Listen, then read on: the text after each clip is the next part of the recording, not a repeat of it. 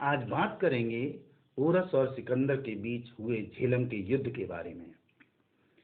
यह युद्ध झेलम नदी के किनारे हुआ था ईसा से 326 ईस्वी पूर्व। ग्रीक लोगों ने इसको हाइडा स्पेस नाम दिया है झेलम नदी को, जिसको भारतीय शास्त्रों में वितस्ता के नाम से जाना जाता है। तो ये झेलम नदी के किनारे पर ये बहुत ही महत्वपूर्ण युद्ध हुआ था, जो इतिहास में एक महत्वपूर्ण मोड़ लाता है। उसके बारे में बात करेंगे। बात ये करेंगे कि इस युद्ध में वीरता पूर्वक पोरस ने लड़ाई लड़ी, लेकिन उसे पराजय हासिल हुई। तो आखिर उनकी पराजय के क्या कारण थे? तो सबसे पहले हम ये जानेंगे कि आखिर जिस क्षेत्र में ये युद्ध हुआ था वो क्षेत्र कहाँ पर है और किस प्रकार है। तो भारत में 5 नदियां जो बहती थी, और उन 5 नदियों के बहाव से एक मुल्क बना था जिसको पंजाब कहते थे। तो सतलज में ब्यासा मिली, रावी मिली चिनाव, ऊपर से झेलम मिली, बसा मुल्क पंजाब। तो इस तरीके से ये नदियां जो थी वो मिल रही थी। इस तरीके से ये सारी नदियां जो ये मिली, तो ये झेलम, ये झेलम नदी, ये झेलम नदी थी। जहां पर इस तरफ यहाँ पर सिकंदर की सेना थी, और यहाँ पर पोरस की सेना थी। पोरस की सेना के अंदर हाथी अधिक थे, हाथी, और उसके बाद पैदल सेना थी, और धनुर्धर थे, और रथ दल था। तो ये 4 चतुरंगिणी सेना थी इनके पास में। तो पोरस जब इधर सेना इनकी झेलम नदी के पूर्व की ओर लगी हुई थी, और सिकंदर की सेना जो है वो झेलम नदी के पश्चिम की ओर लगी हुई थी। सिकंदर इससे पहले सीमांत भारत के 2 क्षेत्रों को जीत करके आगे बढ़ा था, जिसमें आम्भीर राजा भी महत्वपूर्ण था, जिसने कि युद्ध नहीं किया था और युद्ध के बिना ही आत्मसमर्पण कर दिया था सिकंदर के सामने, और अधीनता स्वीकार कर ली थी। तो सिकंदर यहाँ पर, सिकंदर की सेना बहुत बड़ी विशाल सेना हो गई थी, क्योंकि जीते हुए क्षेत्रों के जो सैनिक थे वो भी सिकंदर की सेना में शामिल हो गए थे। तो सिकंदर की सेना में ज्यादातर अश्वारोही थी, घुड़सवार सेना ज्यादा थी, जबकि पोरस की सेना में हाथियों की सेना ज्यादा थी। और दूसरे उनके जो सैनिक थे सिकंदर के, वो धनुर्धारी थे, धनुष बाण चलाने वाले थे, और पैदल सैनिक थे। तो सिकंदर की सेना के अंदर जो है वो अश्वारोहियों की संख्या और पैदल सेना की संख्या थी, और कुछ पैदल सैनिक जो थे वो धनुर्धारी हुआ करते थे। तो 3 प्रकार की सेना थी, जबकि पोरस की 4 प्रकार की सेना थी, और संख्या जो है वो सिकंदर की सेना की ज्यादा थी। अब ये देखना है कि यहाँ पर जो युद्ध होता है, जिसे झेलम का युद्ध कहा जाता है, उसमें जो है वो पोरस की पराजय आखिर क्यों होती है। तो उन कारणों पर हम विचार करेंगे। तो पहला कारण अगर हम देखते हैं, तो पहला कारण जैसा मैंने आपको बताया कि ये झेलम नदी थी, और इधर पोरस की सेना है, और इधर सिकंदर की सेना है।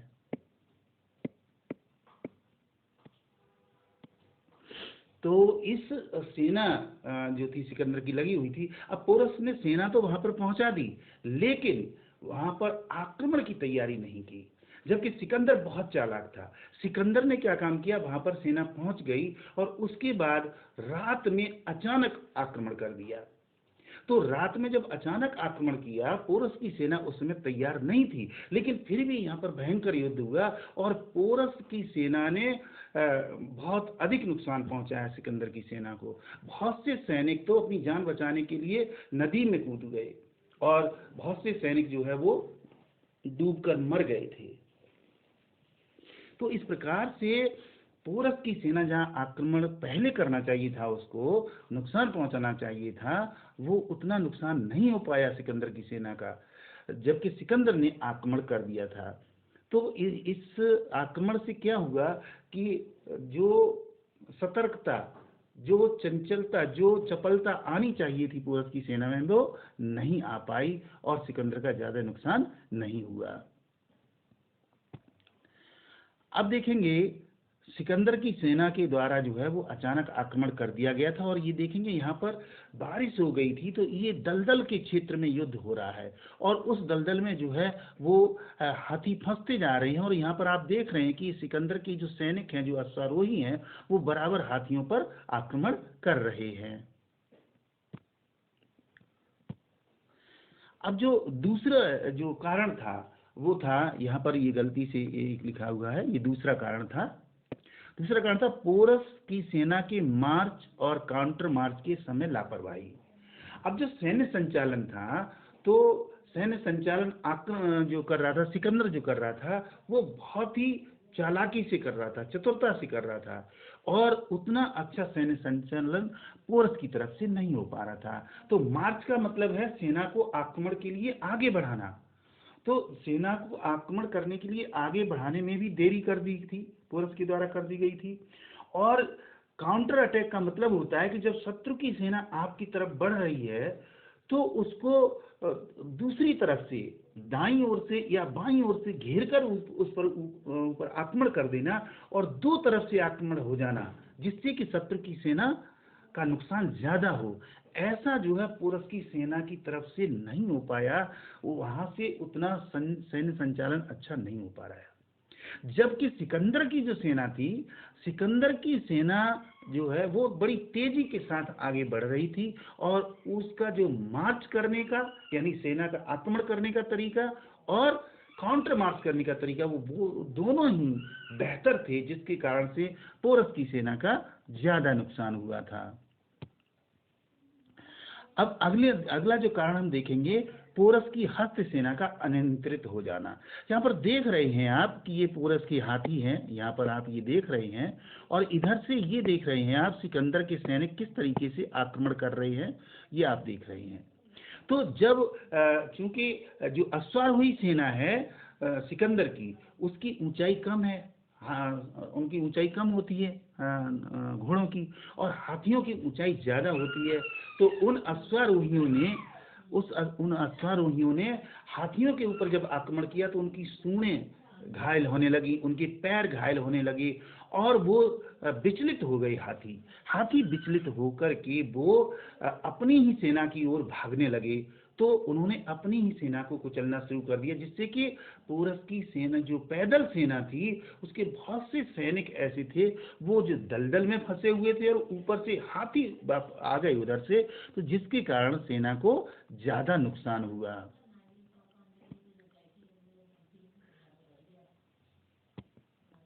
अब अगला जो कारण देखेंगे पांडु, सिकंदर की सेना का सही आकलन न कर पाना। अब जो सिकंदर की सेना थी, वो आप देख रहे हैं कि ये एक विशाल क्षेत्र के अंतर्गत फैली हुई है। तो सिकंदर की जो सेना थी, उसका पोरस जो है वो सही आकलन नहीं कर पाए थे, और ये एक विशाल सेना आगे की ओर बढ़ रही थी। तो जो तैयारी थी पोरस की, वो पोरस ये समझ रहे थे कि जितनी हमारी सेना है, लगभग 7,000 8,000 सेना होगी, लेकिन जो सिकंदर की सेना थी, लगभग 20,000 के आसपास सेना थी। तो आकलन सही न होने के कारण से उतना शक्ति संगठन नहीं बना पाए इस पोरस, जिसके कारण से वो युद्ध जो है लगभग एक पक्षीय हो गया था।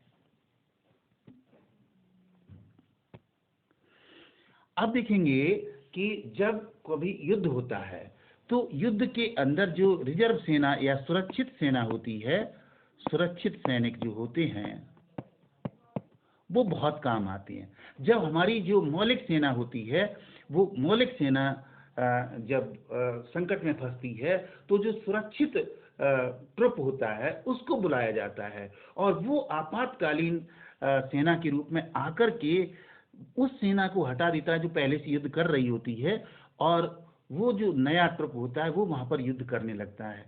तो पोरस ने कोई भी ऐसा इंतजाम नहीं किया था, जिसके कारण से वो जो हमारी सेना थक चुकी थी, उसके स्थान पर दूसरे सैनिक पहुंच पाती और आक्रमण में तेजी आ पाती। और यहाँ पर खास बात ये भी है कि जो प्रकृति थी वो थोड़ा सा पोरस के खिलाफ थी, जिसके कारण से बारिश हो गई, और उस बारिश के अंदर जो है वो हाथी फंसते चले गए, सेना फंसती चली गई। तो हमारे पास जो पोरस के पास सुरक्षित सेना नहीं थी, जिसके कारण से वो ज़्यादा समय तक युद्ध नहीं कर पाए। यहाँ पर आप देख रहे हैं चित्र के अंदर ये पोरस खड़े हुए हैं, ये पोरस हैं और ये सिकंदर हैं।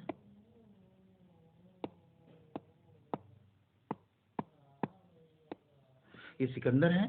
तो पोरस को जो है वो बंदी बना लिया गया है सिकंदर के द्वारा। जब ये पोरस देख रहे हैं आप, हाथी पर युद्ध लड़ रहे हैं।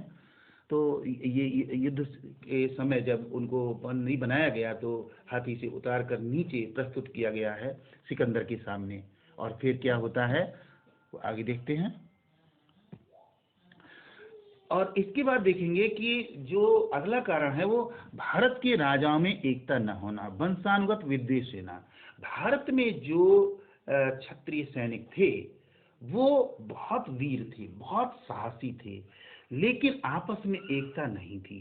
पोरस जब युद्ध कर रहे थे तो उस समय जो ख्वावर एक जाति थी जो पोरस को बहुत मदद कर रही थी, जिनको कि खोखर कहते हैं, लेकिन वो तो मदद कर रहे थे, परंतु जो दूसरे क्षत्रिय शासक थे वो उनकी मदद करने के लिए नहीं पहुंचे। अगर पोरस की मदद करने के लिए वो लोग पहुंच जाते तो हो सकता है कि पोरस की विजय होती और सिकंदर जो है वो वापस चला जाता, वहीं से सिकंदर की पराजय हो सकती थी। तो लेकिन ऐसा नहीं हो पाया। वहां पर जो भारतीय राजा थे उन राजाओं में एकता नहीं थी, इसलिए कोई भी पोरस की मदद के लिए नहीं पहुंचा था। इसके बाद देखिए अन्य कारण और परिस्थितियों में अगर हम देखेंगे तो बहुत से और कारण भी थे। वो ये थी कि सेना को सही तरीके से रसद नहीं पहुंच पा रही थी और बारिश हो जाने के कारण से सारे रास्ते जो है वो खराब हो चुके थे, जिसके कारण से सेना को वहां पर युद्ध करने में दिक्कत हो रही थी। हाथी जो थे वो घायल हो चुके थे और घायल अवस्था में हाथी जो है वो अपनी ही सेना के पीछे की ओर दौड़ने लगे। और दूसरी बात ये हुई कि जब पोरस जो है बड़ी तेजी के साथ युद्ध कर रहे थे और सिकंदर की सेना के सैनिक जो हैं वो भाग रहे थे, उस समय जो पोरस की सेना थी वो पोरस की सेना में थोड़ी शिथिलता आ चुकी थी, जिसके कारण से वहां पर वो कहना चाहिए सैन्य संचालन में थोड़ी सी कमी आ गई, जिसके कारण से आक्रमण में तेजी नहीं आ पाई।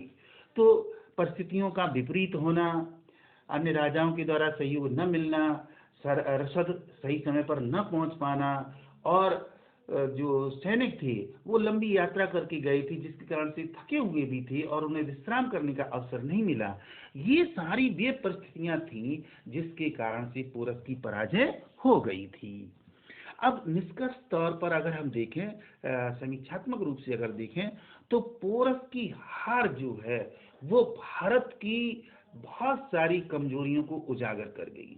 भारत जो अब तक सोने की चिड़िया कहलाता था, भारत जो अब तक एक विशाल देश और मजबूत देश कहलाता था, इस पराजय से क्या हुआ, इस पराजय से बहुत सारे प्रभाव पड़े।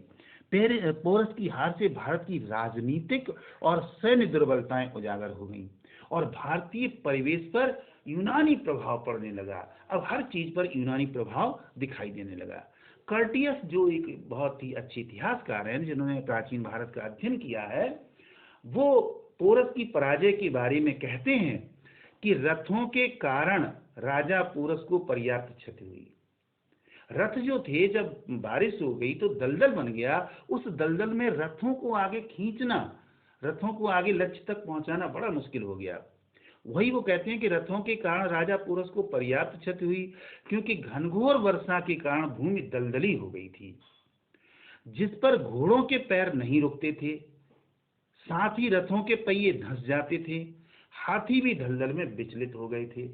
तो ये सारे कारण जो है वो कर्टियस ने बताए हैं कि जो प्राकृतिक वातावरण था वो प्राकृतिक आपदा के रूप में बन गया पोरस के लिए और पोरस की पराजय हो गई। लेकिन जब उसे बंदी बनाया गया पोरस को, तो सिकंदर उनसे सवाल करता है कि बताइए पोरस तुम्हारे साथ कैसा सलूक किया जाए। तो पोरस ये कहते हैं कि एक्ट एज ए किंग, यानी कि एक राजा जिस तरीके से दूसरे राजा के साथ व्यवहार करता है, ऐसा ही व्यवहार हमारे साथ होना चाहिए। यानी एक राजा के साथ व्यवहार, राजा के रूप में, एक राजा के रूप में व्यवहार करिए, जैसा एक राजा दूसरे राजा के साथ कहता है। और सिकंदर उस बात को स्वीकार कर लेता है, और उसको जो पोरस को जो है वो छोड़ दिया जाता है। और सिकंदर उसके बाद फिर आगे अभियान नहीं बढ़ाता है, जो कि विश्व विजेता बनने का अभियान लेकर के चला था, और उसके बाद वो वापस चला जाता है। तो ये थे पोरस की पराजय के कारण, जो आप तक मैंने पहुंचाए। उम्मीद करता हूं ये आपको व्याख्यान अच्छा लगा।